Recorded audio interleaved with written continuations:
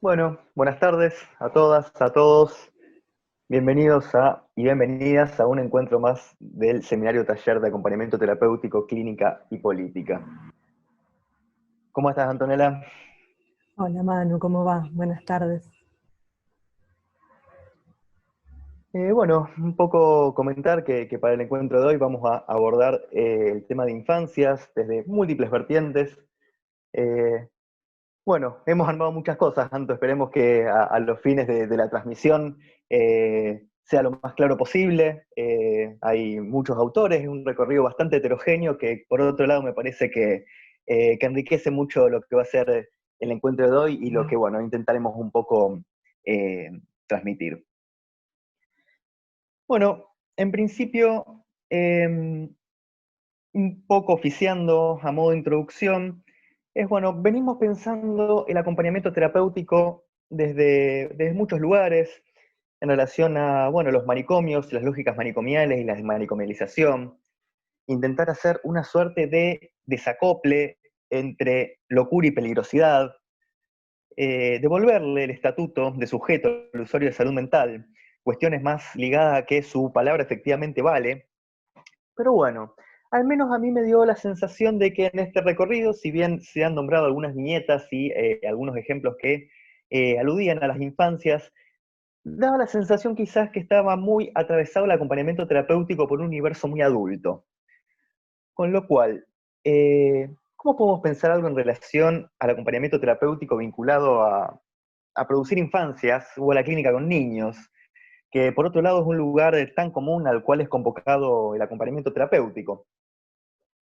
Y bueno, en estas coordenadas me parecía importante situar algunas cuestiones en relación a cierto contexto histórico, porque quizás estamos por naturalizadas algunas cuestiones que no son efectivamente tales, o al menos no han sido siempre así.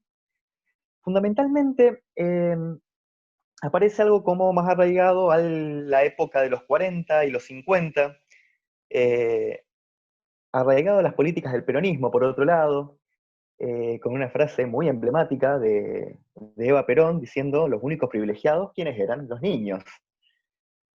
Y justamente en este contexto y a través de cierta efervescencia política, los niños y las niñas empiezan a cobrar cierto protagonismo en la escena social, como algo que hoy tenemos tan naturalizado y tan visto en cualquier plaza pública, plazas con juegos.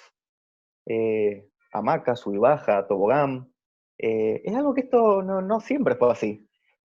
Que el espacio público tenga un lugar destinado a los niños. Es algo que se empieza un poco a poner en escena a partir, bueno, de la década de los 40 y del 50. Eh, Aparece también, por otro lado, en La Plata, algo no menor, la ciudad de los niños. ¿Cómo aparece, cómo por este contexto empieza justamente, como bien decía antes, el niño empieza a cobrar cierto protagonismo?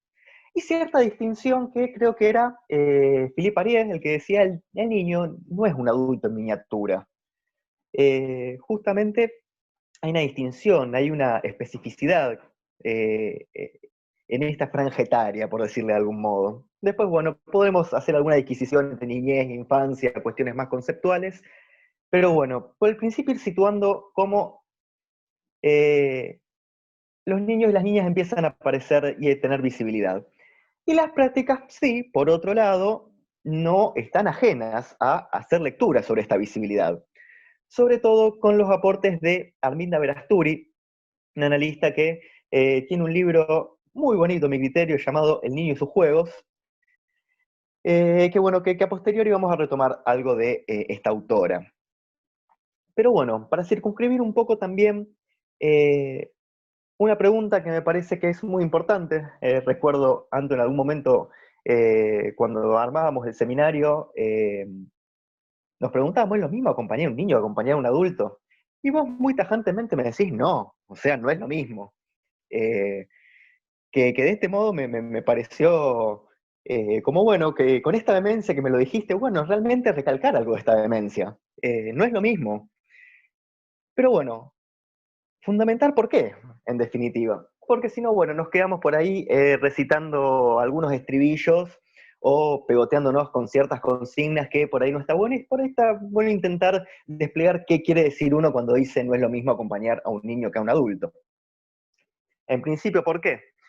Tu respuesta fue como muy sencilla, en definitiva, en la infancia es un momento constitutivo, que con eso, bueno, daríamos por cerrada la discusión, incluso punto final, pero no me parece menor intentar aunque sea transmitir qué decimos cuando decimos que la infancia es un momento constitutivo. ¿Qué queremos decir?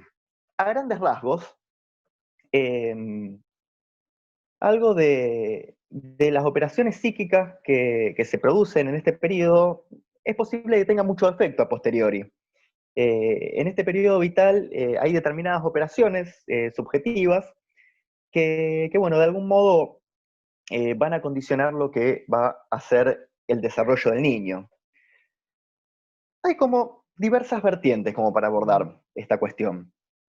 Eh, y en sintonía un poco con los aportes de Arminda Verasturi, aparece a cobrar cierta vigencia o cierto interés del campo de la psicología y el psicoanálisis por el cuerpo del niño. Pero bueno, ¿qué queremos decir por otro lado? Insisto, como momento constitutivo, con el cuerpo del niño. Con esto no nos estamos reduciendo meramente a el cuerpo biológico, al soma, al cuerpo de la anatomía o de la medicina, aunque por otro lado no es algo menor. Eh, a modo de pregunta retórica incluso, ¿es lo mismo un niño que tiene desnutrición a un niño que no la sufre?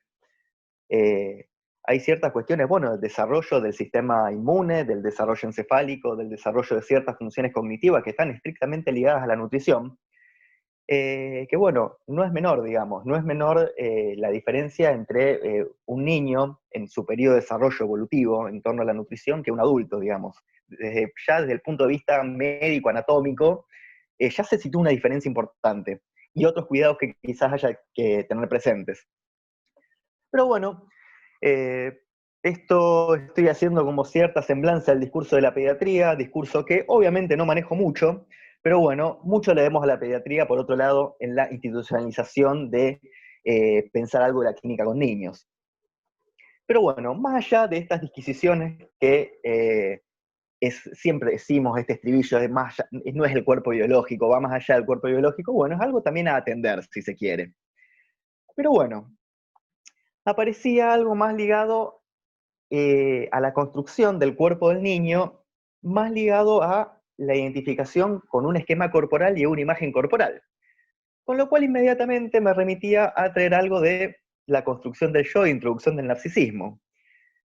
Cómo aparecía este niño que empieza a ser nombrado, y Freud de algún modo dice una frase que es una sentencia inapelable por momentos parece, no es desde el principio una unidad comparable al yo. El yo tiene que ser desarrollado. Con lo cual, esto que parece tan revulsivo, por otro lado, a veces me parece que es sumamente lógico, pero bueno, intentemos darle un pasito más para entender qué implica que no hay una unidad comparable al yo desde el principio y que tiene que ser desarrollado. Freud, sin saber bien ¿a qué nos referimos con esto? Él alude a una nueva acción psíquica, que después con los aportes de Lacan se puede decir que ofrece cierto esclarecimiento. Pero bueno, más allá de las cuestiones así como más técnicas que intentaré desarrollar brevemente a posteriori, insisto, en relación al cuerpo, es algo como a los fines de ejemplificar, quizás para quienes no estén tan familiarizados con estos conceptos del psicoanálisis. Hay algo que, por ejemplo, yo me presento, yo soy Manuel, yo soy peronista, yo soy de Newell, yo soy psicólogo. Este es el yo soy, que es una cuestión sumamente lábil, sumamente que podría haber sido de otra manera, y sin embargo es algo que me da un rasgo de identidad. Mi nombre propio, Manuel, no es un nombre que yo haya elegido, justamente, es un nombre que eligieron mis padres. Con lo cual, yo me imagino que si mis padres, en lugar de haberme criado, me hubiesen dado en adopción a una familia en Afganistán, probablemente tendría otro nombre, probablemente no sabría demasiado sobre el peronismo, probablemente no me interesaría el fútbol. Con lo cual estas cosas tan identitarias a las cuales yo me filio, pudieran haber sido de otra manera. ¿Qué quiero dar cuenta con esto? De que quizás esta cuestión del yo no está dada de antemano, sino que es una construcción a partir de lo que el psicoanálisis llama identificaciones. ¿Y de dónde vienen estas identificaciones? Vienen del otro. ¿Y qué queremos decir con esto? Desde el punto de vista biológico y del punto de vista de la especie, si se quiere, el niño, el lactante, vamos a intentar circunscribir un poco el periodo etario para que sea claro, el lactante hasta los 6 meses de edad, estamos hablando más o menos, dice el psicoanálisis lacaniano, dice Lacan, está sumido en una impotencia motriz. ¿Qué quiere decir esto? Que el ser humano es una especie que sin asistencia ajena, al nacer, el pequeño humano, el cachorro humano, como decía Freud, muere, necesita indefectiblemente de la asistencia del otro. Es distinto a otras especies del mundo animal. Este ejemplo tan recurrente, por ejemplo, las tortugas de agua al nacer saben instintivamente que tienen que ir hacia el mar. Esto el ser humano no opera de esa manera. Hay una pérdida del instinto de supervivencia y una absoluta dependencia a, a la asistencia del otro. Y esto guarda relación con algunas cuestiones también más ligadas a lo biológico. Lo desarrolla Lacan en escritos 1, en el estadio del espejo. Recordemos cierta herencia de la psiquiatría que tiene Lacan. El niño sumido en su impotencia motriz. ¿Qué quiere decir esto? Que el ser humano es una especie que sin asistencia ajena, sin un otro que lo aloje, el ser humano, el cachorro humano, como decía Freud, está destinado a la muerte. Y justamente es por esto que es necesaria la intervención del otro. ¿Y esto qué quiere decir? Y insistimos un poco más con esta cuestión más ligada al cuerpo biológico y esta impotencia motriz. Esto es por una cuestión que Lacan desarrolla en el estadio del espejo como formador del yo, con su herencia de la psiquiatría, y lo que sucede en los niños, en el lactante, me parece importante por ahí situar también un poco en qué periodo estamos hablando. Eh, la vía córtico-espinal, que es biológicamente la responsable de la actividad motora, los haces piramidales ascendentes, que son los responsables de la aferencia, los que reciben el estímulo hacia el sistema, que recepcionan el estímulo y lo envían al sistema nervioso central, esas vías están mielinizadas. ¿Qué significa esto?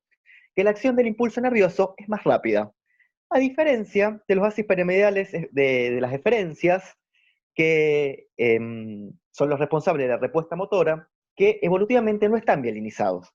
¿Y qué quiere decir esto? Toda esta semblanza de intento de transmisión de cuestiones ligadas a la anatomía. Que el niño no puede procesar información propioceptiva, es decir, de su propio cuerpo, y es el otro quien decodifica esa información. Y el yo, más bien, se va a identificar con esa imagen que le viene del otro. Porque, bueno, está sumido en esa impotencia motriz, en no poder hacer nada con esos estímulos que le ingresan, pero por una cuestión evolutiva. Es por eso que Lacan hace ese símil con el chimpancé, de que el ser humano está menos evolucionado. Bueno, como para ir también rastreando quizás alguna bibliografía que puede llegar a ser interesante.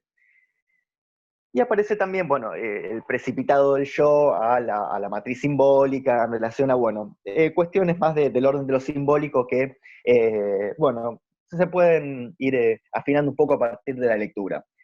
Pero bueno, ¿qué es lo importante transmitir de esto, me parece?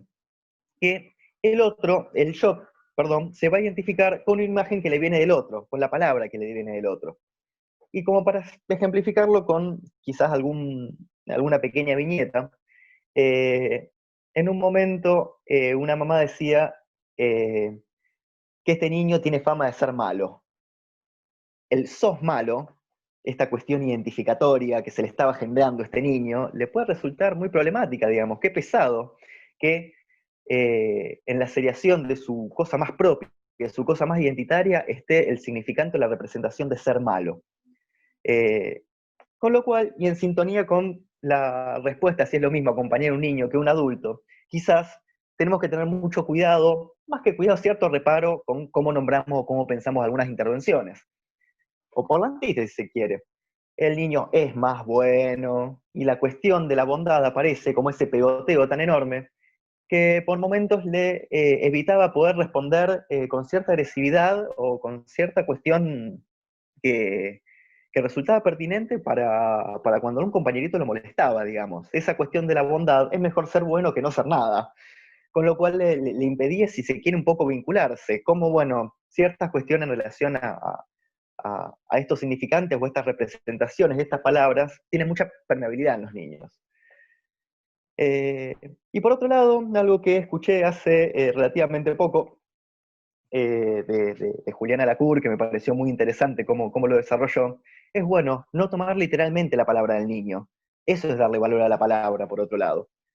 Porque justamente lo que emerge en otras circunstancias, acompañamiento que había sucedido, este niño se dirige a mí y me dice algo así como, yo quiero que mi mamá se muera, que se vaya al infierno, que la pise un camión, una cosa de mucho enojo, una cosa muy, una seriación así de muchísimo enojo. Con lo cual, hay que tener cierto reparo. ¿Qué quiere decir este niño? ¿Está efectivamente queriendo decir todo lo que dice? Y había ciertas respuestas especulares de un ida y vuelta. Cierto familiar le respondía, bueno, pero si tu mamá se muere y se va al infierno, ¿a vos quién te da de comer?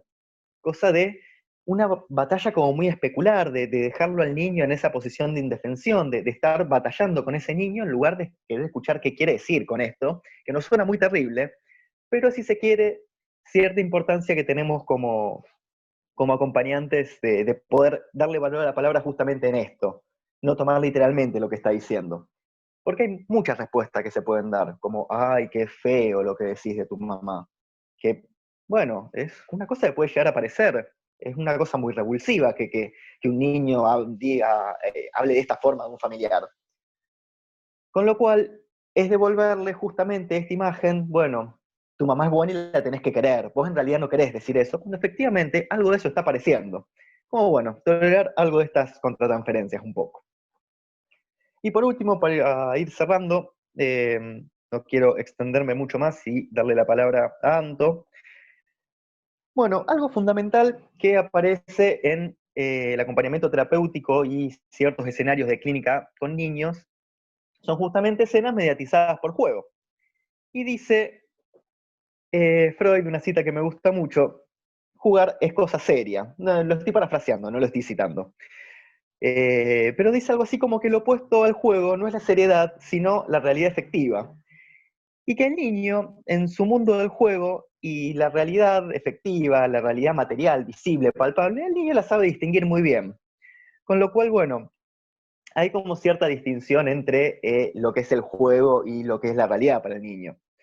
Aparece cierta cuestión del vuelco de sus fantasías y hace una distinción entre el niño y el adulto. Aparece la fantasía en el niño, aparece apuntalada a un objeto, y la fantasía en el adulto, al estas pretensiones de tener que dejar de jugar y cuestiones de estas características, em, lo que, lo que aparece es que, bueno, que la fantasía al adulto de algún modo le da vergüenza. Bueno, esto no estoy recordando textualmente cómo es la cita, quizás sea un poco más clara, está en el creador literario del fantaseo, podemos, bueno, acercar un poco de ese material por otro lado, pero en definitiva, a partir de algunos interrogantes, la pregunta es ¿qué es un juego? ¿Qué define un juego? ¿Qué sería en definitiva? ¿Las reglas, la competencia, la diversión? ¿Existe el juego en soledad, por otro lado? Son preguntas que intentaremos ir circunscribiendo un poco. Pero bueno, quizás lo importante no sea definir una ontología del juego y pretender dar cuenta intelectualmente de qué significa, sino justamente entenderlo en términos de experiencia. ¿Y qué implicaría esto? Entenderlo en términos de experiencia. Una experiencia básicamente deja marcas. Y esas marcas van a subjetivar el cuerpo de este niño. Porque bueno, hay varias formas de leer ciertas coordenadas del juego. Puede ser al modo de la expresión. El juego es una expresión, una forma de expresarse que tiene el niño. Esto que aparecía como muy claramente en el juego del Fordá. El juego del carretel, que bueno, después se puede acercar esa viñeta que es de Freud. Bueno, algo de reproducir activamente algo vivenciado pasivamente en relación a bueno, la partida de su mamá, O bueno, también puede leerse algo de la experiencia del juego a las veces de la simbolización, como la reelaboración de una pérdida, con lo cual habría ya algo del proceso productivo a nivel psíquico por parte del niño. Y después, bueno, algunas cuestiones más ligadas también al juego, y algo muy importante es no suponer a priori. Del mismo modo que no tomamos literalmente la palabra del niño, aparece algo vinculado en Arminda Verastur en relación al niño y sus juegos, de que, bueno, hay juegos planteados para determinadas edades, que si bien es cierto, aparecen algunas cuestiones, a ver si lo tengo por acá, lo tenía marcada la página, aparecen algunas cuestiones ligadas a, bueno, no lo tengo a mano, no, acá está, algunas cuestiones ligadas a ciertos juegos que empiezan a aparecer vinculados a ciertos rangos etarios, pero bueno, no hacer un pegoteo tal, digamos, a que se supone que un niño a tal edad debe jugar de tal manera. Pero bueno, me parecía muy interesante en relación a esto de Arminda, y ya voy cerrando, en relación a las heces y la orina, muy vinculado también al control de esfínteres de los niños. La heces y la orina que elabora su cuerpo, y le van dando modelos fantaseados de lo que es la concepción. Entran alimentos por su boca, pasan a través del cuerpo, y salen transformados. Sólidos, susceptibles, de originar formas, se transforma en símbolo de su capacidad creadora. El niño ama y teme las sustancias que salen de su cuerpo, ya que éstas están condenadas a desaparecer. Debido a las prohibiciones del adulto, el niño busca en el agua, en la tierra, la arena y los sustitutos permitidos, de las heces y la orina. De este modo, el agua, la tierra y la arena pasarán del estado puro de sustancias para adquirir aspecto de objetos. Serán niños, castillos, animales salvajes, mangueras para apaciguar incendios, líquidos con poderes mágicos. Más tarde, el adulto le ofrecerá una sustancia, la plastilina, con la que podrá modelar objetos. Su vientre fecundo, el de su madre, irán tomando primer plano. La fecundidad, en consecuencia de la unión, comienza a interesarle. Aparecen los tambores, los globos y las pelotas como juguetes predilectos que simbolizan el vientre fecundo. Es muy cierto que algo de esta simbolización, el juego en el arenero es algo como muy común, cuando los niños comienzan a controlar esfínteres y esta pérdida esta pérdida narcisista de que ya no se puede hacer pis y caca en cualquier lado, bueno, el niño puede empezar a simbolizar estas cuestiones, pero bueno, lo interesante es no hacer un pegoteo en esta interpretación, que no se trata de interpretar el juego, juega tal cosa, por lo tanto significa tal otra. Y justamente, y en sintonía, y ya para cerrar, parece que la clave para pensar el acompañamiento terapéutico cuando aparecen, bueno, en la clínica con niños, es básicamente la pregunta: ¿a qué está jugando? Con eso cerraría.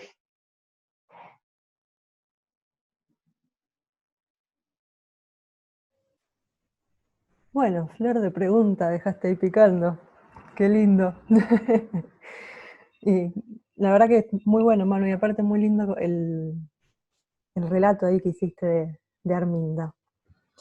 Bueno, un poco voy a tomar la posta y voy a continuar eh, sobre algunas de las cuestiones que fuiste vos ahí presentando.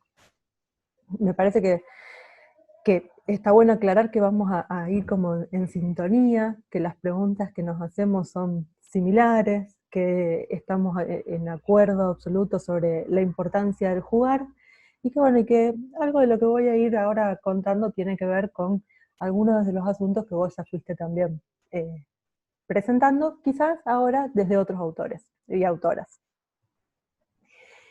Y la primera que elegí como para continuar la clase del día de hoy es una escritora, que es una escritora argentina que se llama Graciela Montes, que, bueno, por ahí la pregunta es, ¿por qué arrancar hablando desde una escritora que además es ensayista y que Graciela, si hay algo que tiene como sello, no es la escritura para adultas y adultos, sino que es la escritura para la infancia?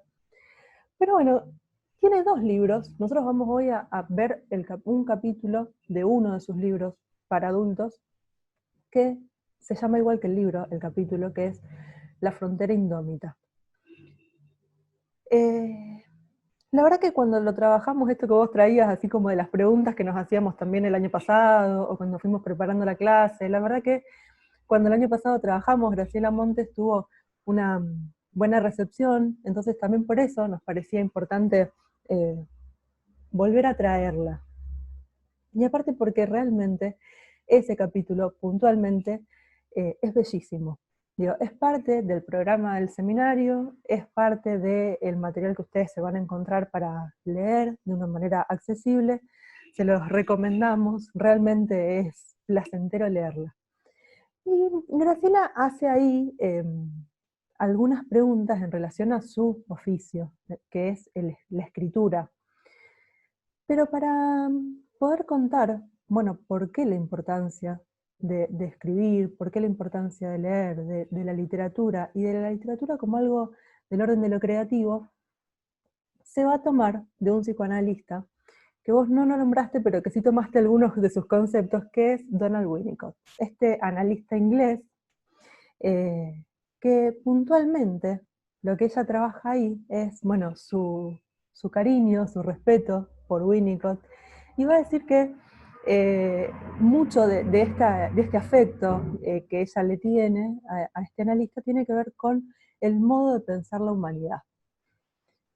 Cómo, digamos, si bien Winnicott retoma cuestiones freudianas, de las que vos has nombrado, digo, lo puntual es que arranca a pensar desde y a pensar el juego y lo creativo y la creación desde los momentos iniciales de la vida.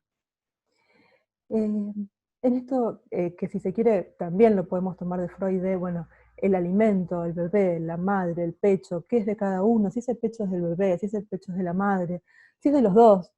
Bueno, Winnicott lo que va a decir es que en los momentos de la ausencia de ese pecho que alimenta, mientras está esperando, el niño puede ir creando en esa ausencia, sabiendo que después va a venir.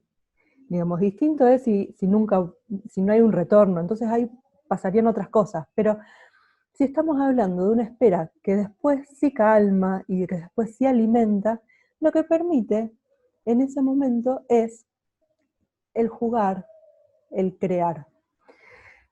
Sí me parece importante contarles, y después lo pueden googlear también, qué significa indómita, que no es una palabra que estemos como muy acostumbrados a usar y que tiene que ver con lo indomable. Digo, como para que nos vayamos haciendo una idea material de qué estamos hablando cuando pensamos en esa frontera para jugar, que no es ni de uno, ni es totalmente del exterior, ni es totalmente del interior, pero que es de uno y que se puede o achicar o ensanchar.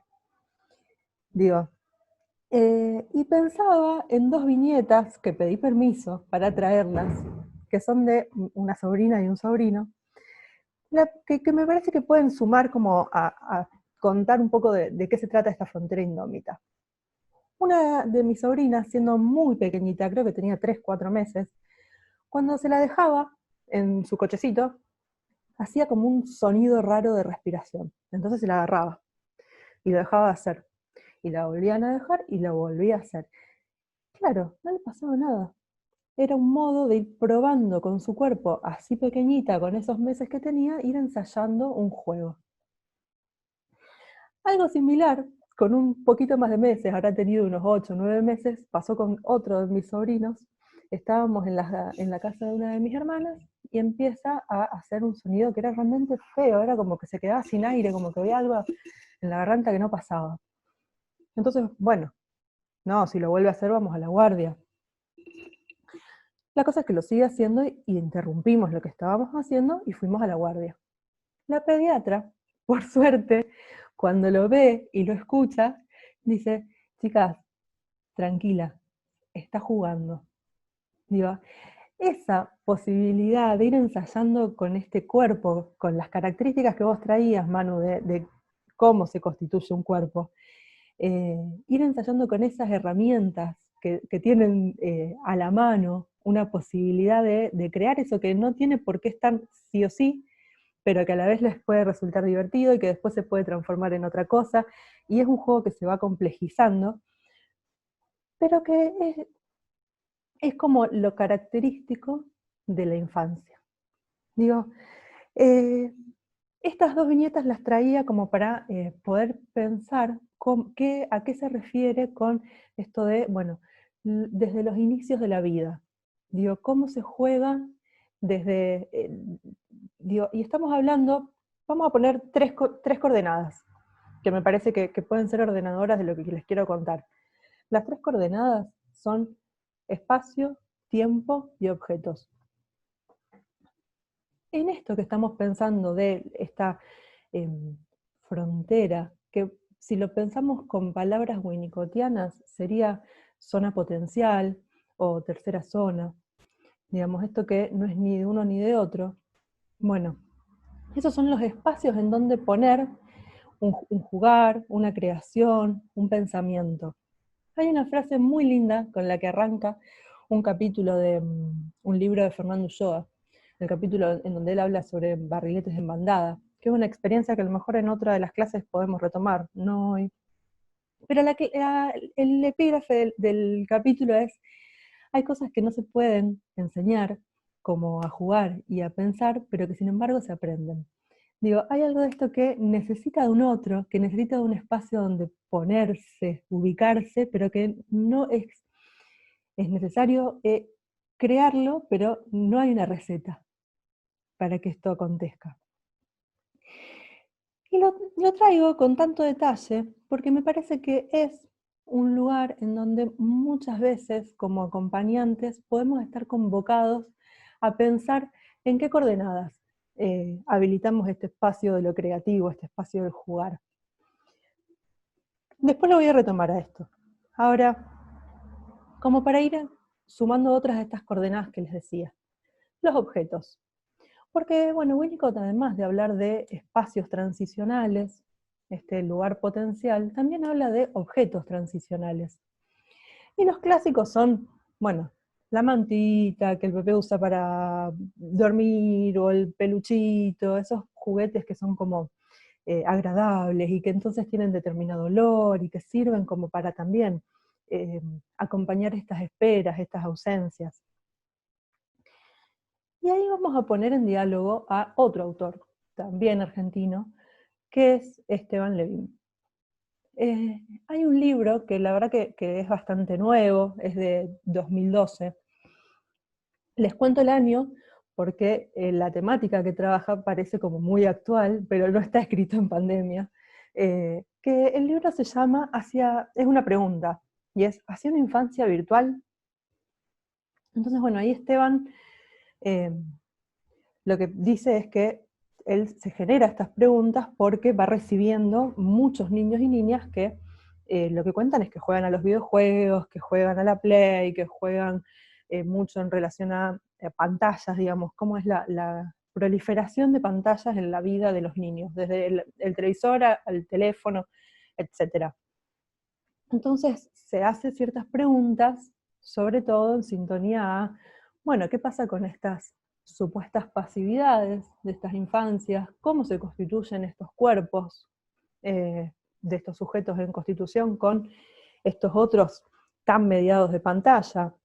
¿Qué pasa con las violencias, con los encuentros que suponen necesarios entre pares? Entonces pareciera que al principio va todo como que va a decir en este libro que bueno, que no, que las pantallas son malas y hacen daño y cosas así. Y no, la verdad que arriba a otras teorías mucho más interesantes. Pero sí, hay dos cuestiones que me interesaría contar puntualmente de este libro. Una es por qué él en parte llega a arribar a teorías más amigables con las pantallas y la era de la digitalización, y tiene que ver con que hace una historización de los juguetes y de la infancia, y de la categoría de la infancia. Él lo que va a decir es, bueno, no siempre existió la categoría de infancia, de niño, niña, aparece en un momento puntual de la historia. Lo mismo los juguetes. Entonces va a empezar a a reconstruir cómo, bueno, los juguetes tenían determinado tamaño o determinado material en relación al hierro, a la madera, a los oficios de cada familia. Digo, ¿en qué momento aparece el plástico? ¿En qué momento aparecen los juguetes más grandes, más chicos, con determinados movimientos? ¿En qué momento aparece la industria y la seriación de los juguetes? Y cómo, bueno, también los juegos de pantalla tienen que ver con un modo de vincularnos también hoy como sociedad. Y además cuenta que tenía que hacer un regalo para un niñito, hijo de un amigo, entonces va a una juguetería. Entonces dice que cuando entra a la juguetería lo recibe una vendedora así como muy agradable que le pregunta, entonces él le dice que necesitaba un juego para un niño de 2 años. Entonces lo manda a determinada góndola. Le dice, los juguetes para los nenes de 2 años están acá. Entonces dice que él mira, no le gusta ninguno, y se corre, y va a la góndola siguiente. Entonces se acerca de nuevo la chica y le dice, no, esos juguetes son para nenes más grandes. Y esto tiene que ver con la cuestión sensorio-motriz, con bla, bla, bla. Y le empieza a dar un montón de motivos, de un modo muy agradable y cumpliendo con su rol, pero él lo que dice es que lo angustia y hasta lo enoja, porque dice hasta como que, ¿por qué necesariamente el juguete tenía que ir con un instructivo de para qué se iba a usar y con determinada edad y con determinada función, sino que ¿por qué no podía elegir lo que él le tenía ganas de regalar y que el niño haga con ese juguete lo que tuviese ganas? Digo, y en esto cuenta, y que creo que a todos más o menos nos va a sonar, que hasta vienen juguetes que en la cajita uno puede ver que dice eh, objetos transicionales. Digo, cómo la psicologización del juguete y de la empresa se ha metido hasta esos lugares. Y que cuántas veces nos ha pasado que cuando hacemos un regalo es como la frustración de la adulta, pero con lo que yo lo elegí, este regalo juega con la caja. Digo, esas cosas son las que habilitan a que el niño pueda crear, que pueda tomar de eso que uno le regala lo que tenga ganas. Digo, lo que le parece que puede servirle, lo que le llame la atención, lo que le dé curiosidad. Y la tercera de estas coordenadas que yo les decía es la del tiempo. ¿Por qué la traía? Primero porque me parece que hay que poder pensar que como acompañantes tenemos que estar disponibles para jugar cuando hacemos acompañamientos a infancias, que claro que siempre, aún en acompañamientos con adultos y adultas, circula mate, o circulan las cartas, o circula un paseo. Ahora, a veces puede que no, y puede tratarse de una charla. En acompañamientos con infancias, sabemos que tenemos que estar disponibles a ocupar esos tiempos para jugar, con la modalidad que eso tome. Digo, y hay algo de eso que nos pone en otra temporalidad. Desde poder planificar un juego, desde poder marcar un ritmo de, bueno, esto empieza ahora y después termina y después hacemos otra cosa. Bueno, mira, hoy lo dejamos acá, pero la semana que viene lo podemos retomar, o no sé, nos vemos lunes y jueves. Bueno, el jueves lo retomamos. Digo, algo de poder, que no necesariamente tiene que ver con que sean sí o sí juegos reglados, pero sí con poder marcar que hay algo de un tiempo. Y esto nos va a desprender a dos cuestiones.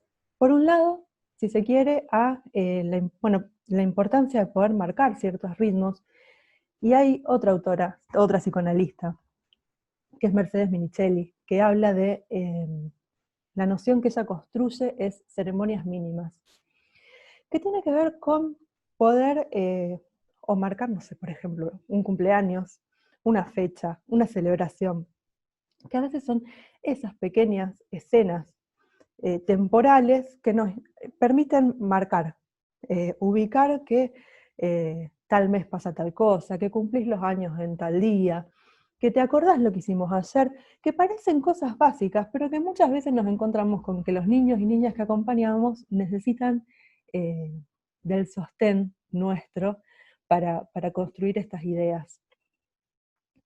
Y acá nos vamos a otra cosa, que es las nociones de sostén, confianza y disponibilidad. Que un poco estas ideas las retomé para traerlas hoy acá de otro autor también argentino que se llama Jorge Rodríguez.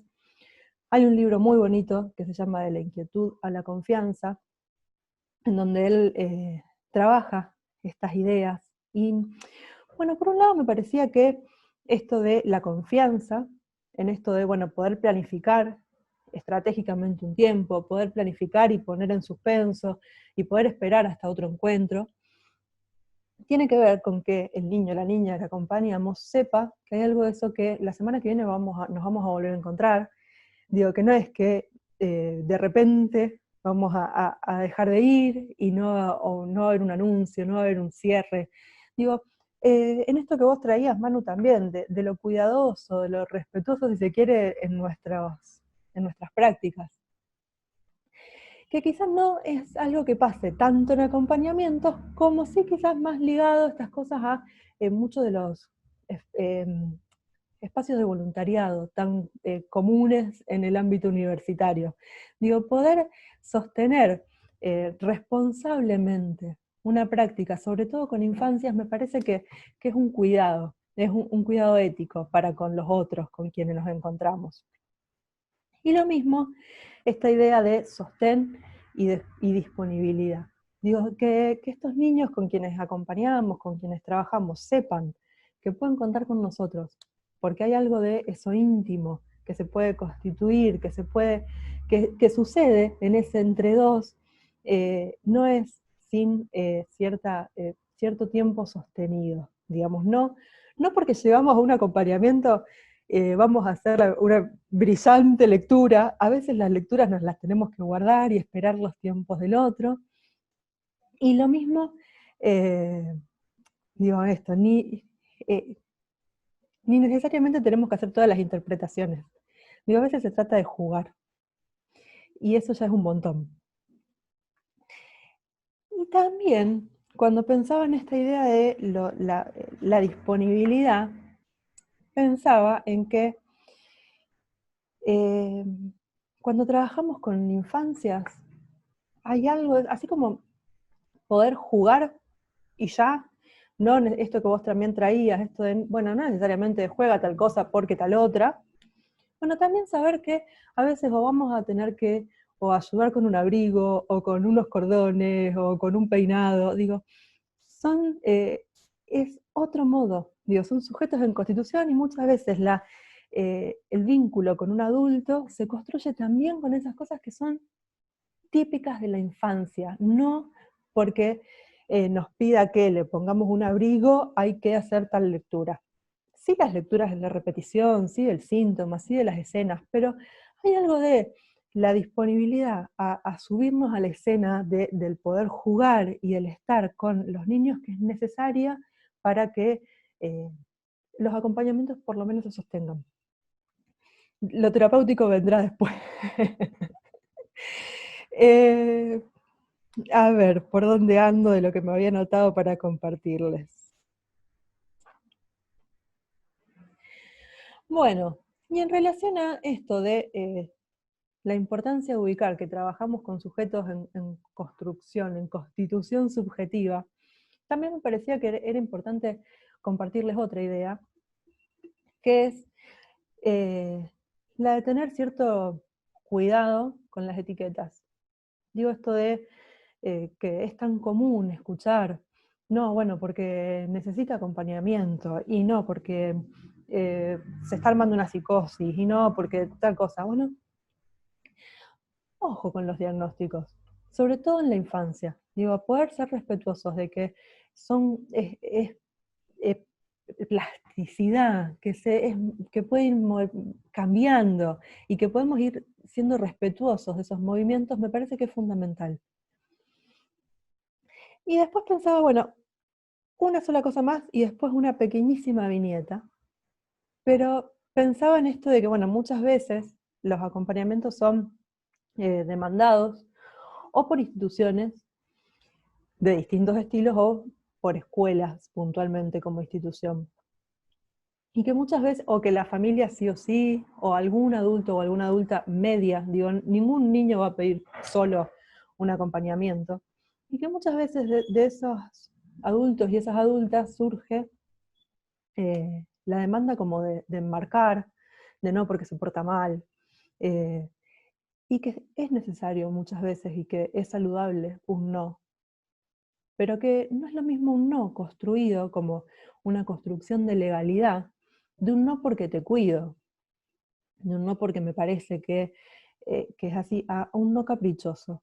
Digo, no es lo mismo un no, porque sí otras cosas, y entonces sí podemos, no sé, eh, meternos en una aventura de sí hacer alguna cosa que le parezca divertida a esta infancia.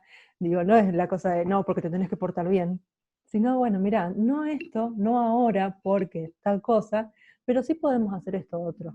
Digo, construir esas condiciones de legalidad son también condiciones amorosas para estas infancias con las que trabajamos. Bueno, y para cerrar, pensaba compartir una realmente muy, muy pequeña viñeta y que pasó hace ya como unos 8 o 9 años atrás, y con el relato que voy a hacer nadie se va a sentir ni cerca tocado, pero que me parecía que era muy esclarecedora como para poner a jugar algunas de las nociones que fuimos compartiendo. Que tiene que ver con un acompañamiento que yo realizaba en una escuela con un niño, eh, y que ya veníamos un montón de meses de yo acompañarlo en la escuela y que habíamos construido toda una coordenada en relación a confianza y los espacios, entonces nos medíamos y que cuando había ya ciertos acuerdos de cuándo andábamos más cerca, cuándo yo andaba por la otra punta y él por allá, y qué sé yo. Bueno, la cosa es que un día puntual, pasillo de la escuela, realmente, yo estaba preocupada por lo que estaba haciendo y entonces le estaba como muy insistente de basta, basta, basta. Eh, y así como no, la verdad que a la distancia pude leer que no estaba haciendo una lectura de la situación, sino que estaba preocupada. Entonces este muchachote se frena, me mira, y no, no se va a notar ahora con la computadora así, pero estira así toda la mano y empieza a hacer así. Y yo digo, ay, ¿qué pasa? Acá, ¿qué es lo que se viene? Y me hace, regresa tu pokebola, chica. A mí me pareció fabuloso, porque, claro, él con un chiste me pudo marcar que, que yo le estaba pifiando, me pudo marcar una distancia, me pudo marcar cuál era mi lugar, me pudo marcar que necesitaba seguir haciendo ese despliegue. Y hubo un chiste en el medio. Digo, no sé si ya lo había nombrado al principio, puede que lo haya repetido, pero realmente esa escena, así de pocas palabras, lúdica, ubicó su lugar y el mío.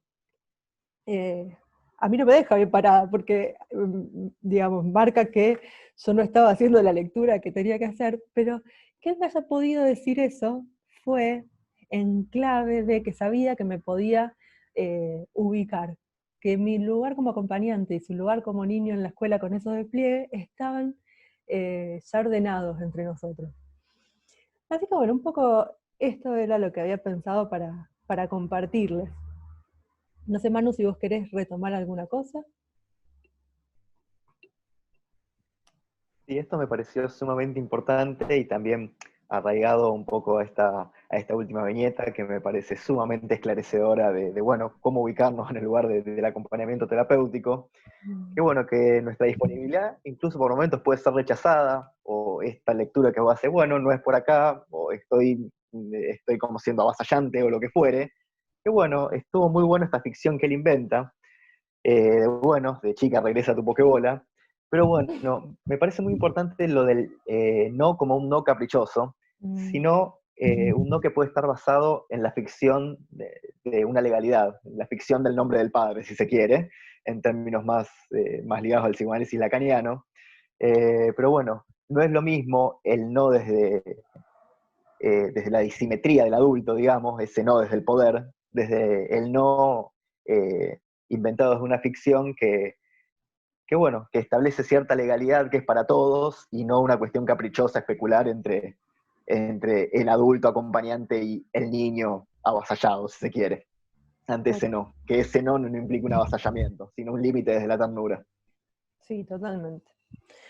Bueno, les vamos a compartir junto con esta clase algunas preguntas, como solemos hacer, las van a encontrar en el blog y en el grupo de Facebook, y nos encontramos en 15 días de nuevo con alguna otra dupla de este equipo que va a estar presentando la siguiente clase. ¿Te parece que nos despedimos? Bueno, nos despedimos hasta dentro de 15. Hasta dentro de 15 días.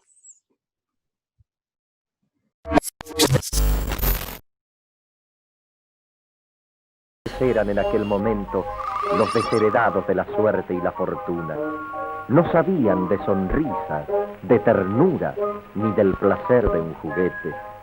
Fue entonces cuando Eva Perón, herida en su fibra de mujer, supo comprender su tristeza y trató de hacerlos felices. Así nació la ciudad infantil, conocida y admirada hoy en el mundo entero. Aquí los desheredados hallaron refugio bajo la simbólica frase del general Perón: en la nueva Argentina, los únicos privilegiados son los niños. Porque así como antes veíamos a menudo un niño que no parecía tener derecho a la vida, hoy la ciudad infantil en la capital de la República abre sus puertas a todos los niños del país. Aquí los pequeños y futuros ciudadanos encuentran todo lo que pueden soñar.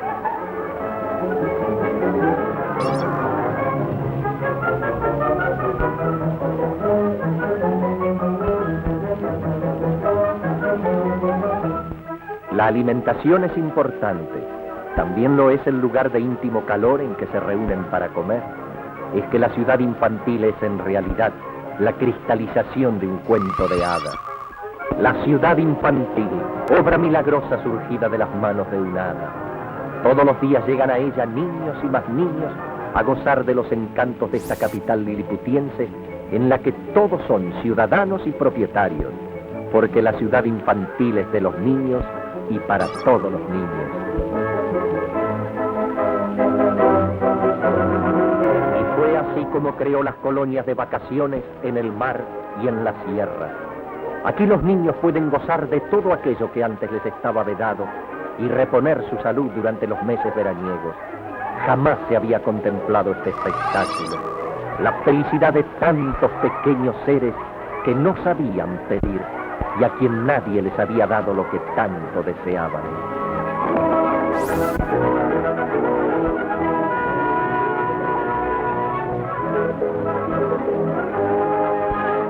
Creó también a todo lo largo del territorio de la patria los hogares escuelas, organización extraordinaria por sus proyecciones, sobre todo en las tierras lejanas, durante tantos años olvidadas.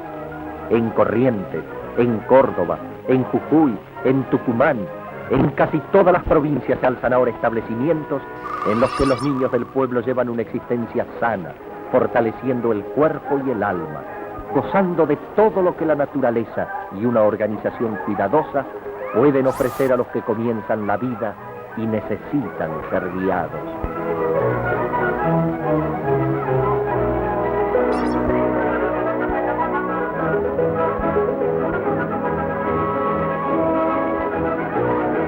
También los niños reciben su educación. Se cultiva su espíritu y sus aficiones, preparándolos para la vida de acuerdo al ambiente y a la región. Y en las horas de solaz, la música rítmica nativa y las danzas folclóricas sirven a la vez de juego y de distracción, fomentando en los niños el cariño por lo nuestro.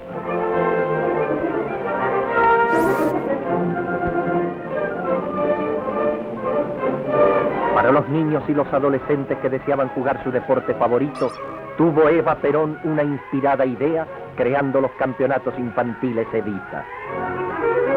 Ella misma y el general Perón, presentes en estas justas deportivas, alentaron siempre con su asistencia y su entusiasmo el fútbol de los niños,